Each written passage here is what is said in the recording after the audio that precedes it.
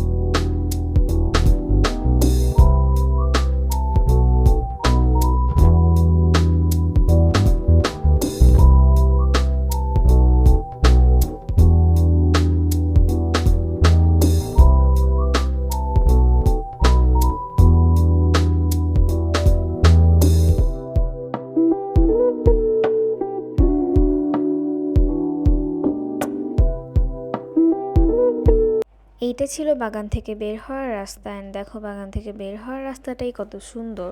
ঘোরাঘুরি করার পর এখন আমরা চলে যাচ্ছি আমাদের গন্তব্যে।